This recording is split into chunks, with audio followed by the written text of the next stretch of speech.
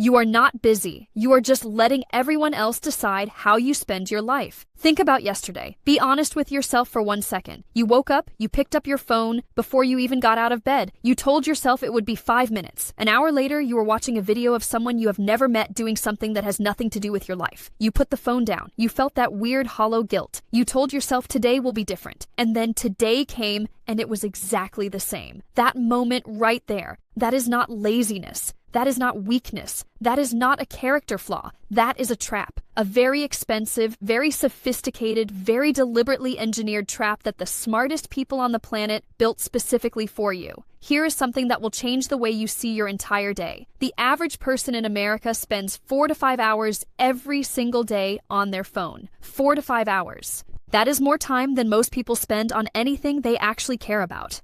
That is 30 to 35 hours a week. Over a year, that is more than 76 full days. Gone. Not into rest, not into relationships, not into anything you will look back on and feel proud of. Just gone into a screen. By the time this video ends, you are going to have a completely different relationship with your time. Not a vague, inspirational shift, a real, practical, today applicable shift. You are going to know exactly why your days feel like they disappear, exactly who is stealing them, and exactly what you can do about it starting tonight, not next Monday. Tonight. Stay with me because what I am about to share with you changed the way I think about every single day, and I think it is going to do the same for you. Let us talk about who is actually behind this. Because here's the thing nobody tells you. Your phone is not neutral. Instagram is not neutral. YouTube is not neutral. These platforms are built by teams of engineers and behavioral scientists whose entire job every single day is to figure out how to keep you scrolling for 1 more minute. They run thousands of experiments every week testing which color makes you tap faster, which notification makes you come back sooner, which layout makes you forget to stop.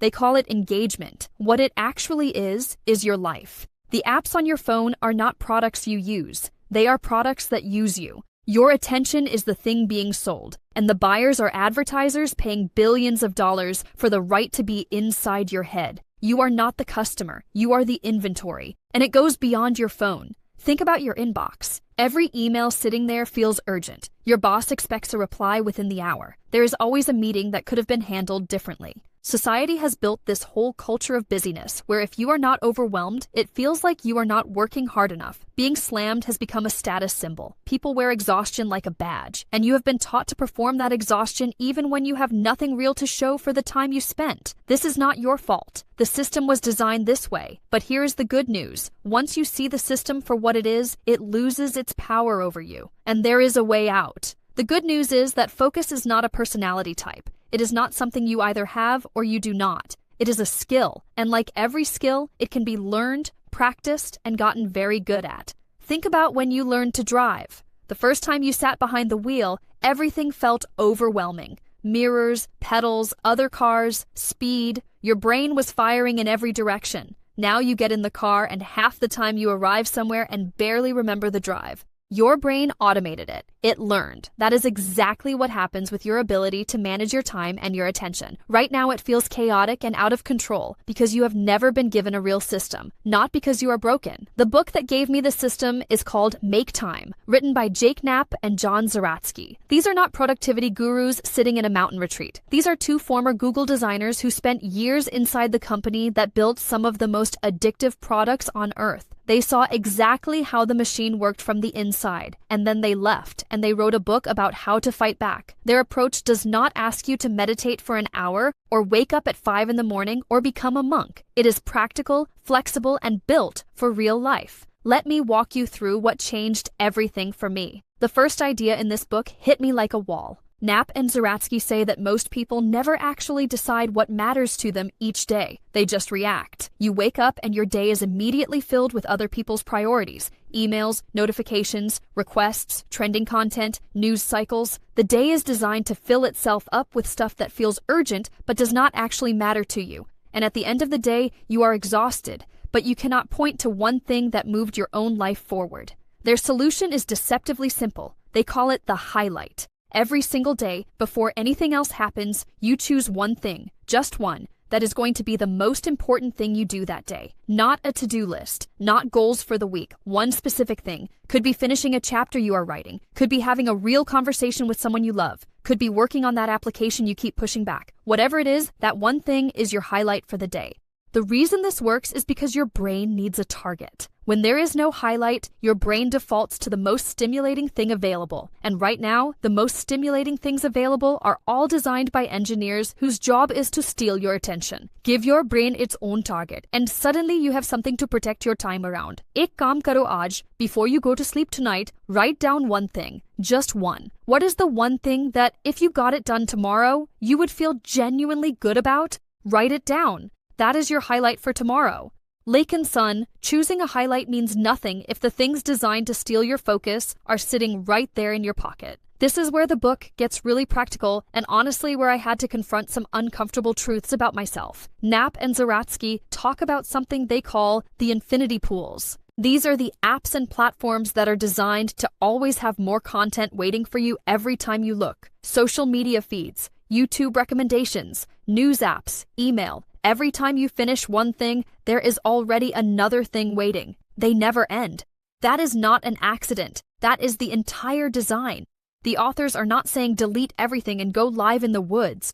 They are saying be intentional about your relationship with these pools. Their most powerful suggestion sounds almost too simple. Remove the social media apps from your home screen. Not delete them. Just move them. Make it slightly inconvenient to access them. Because here is what the science shows. Most of us do not pick up our phones because we urgently need something. We pick them up out of habit, out of boredom, out of muscle memory. Creating even 30 seconds of friction between you and the app is enough to break the automatic reach.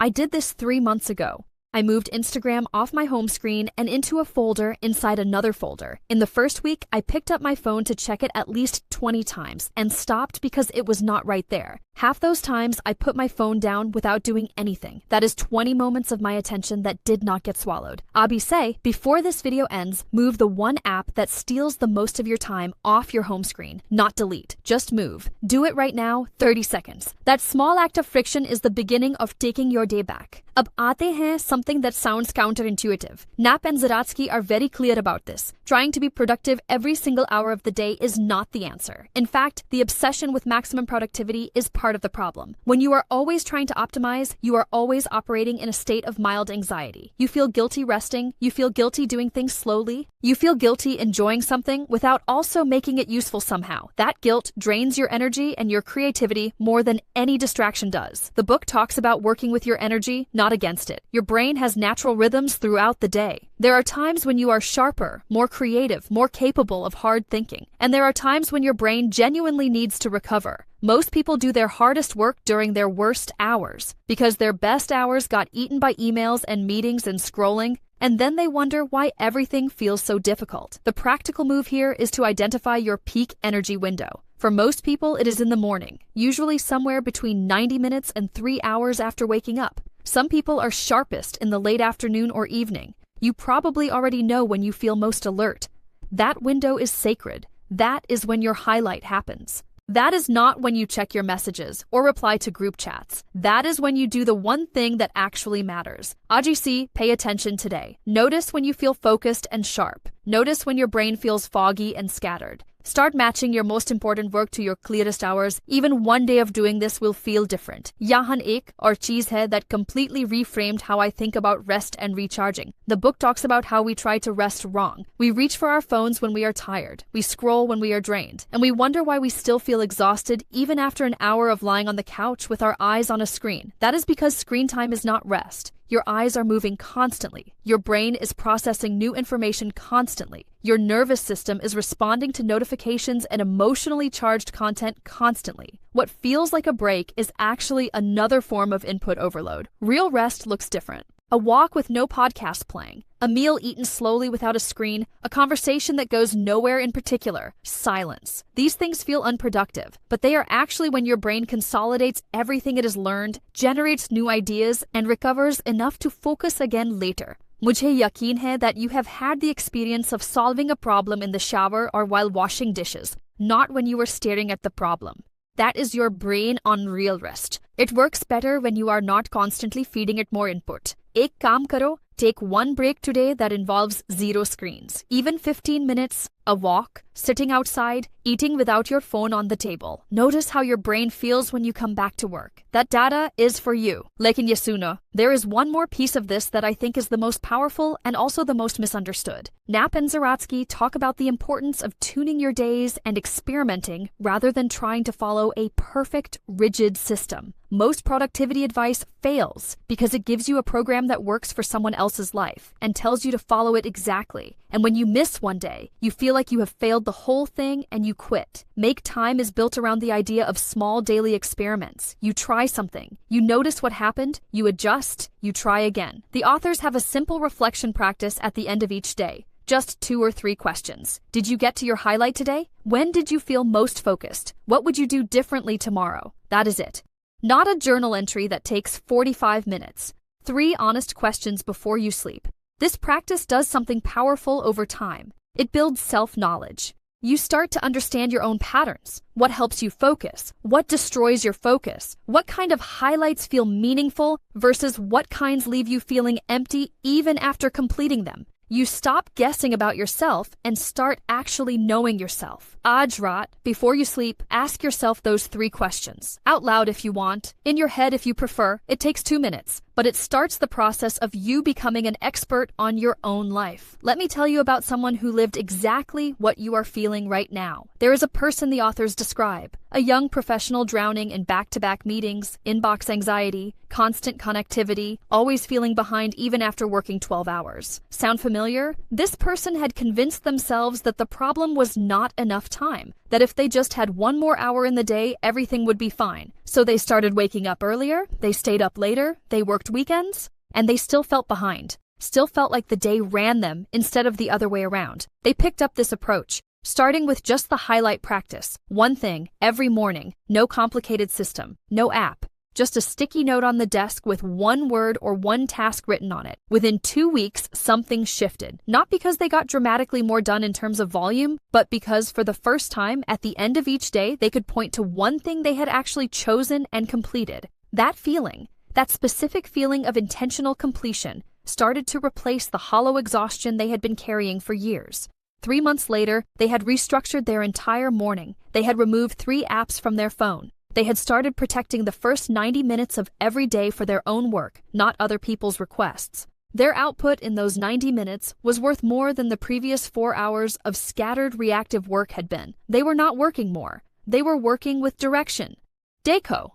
The story is not about someone extraordinary. It is about someone who is exhausted and stuck and willing to try one small thing. That is all this takes. One small thing. So here is your challenge. Right now, not later. Now. I want you to do one thing before this video ends. Take out your phone or a piece of paper and write down your highlight for tomorrow.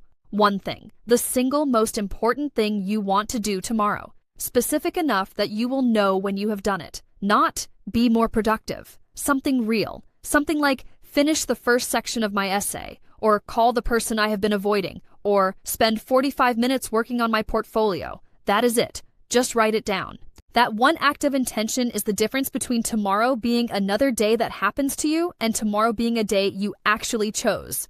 Abhi likho, seriously, pause the video, write it, then come back. Because when you do that, something clicks. Your brain now has a target. Tomorrow morning, before you open your messages, before you check who posted what, you are going to see that highlight and your day is going to have direction before it even begins. That is what changes everything. Not a giant overhaul. That one line you write tonight. Now imagine a version of your life where this becomes normal, where every morning you wake up knowing exactly what matters today, where your energy goes to things you chose, not things that grabbed you. Imagine sitting down to study and actually being able to focus for 45 minutes without your mind pulling you in 15 directions. Imagine finishing a work session and feeling genuinely satisfied instead of vaguely guilty about what you did not do. In your career, think about what becomes possible when you are doing your most important work during your sharpest hours instead of your most drained ones. The people who move forward are not always the most talented. They are the ones who know how to protect their focus. Imagine being that person.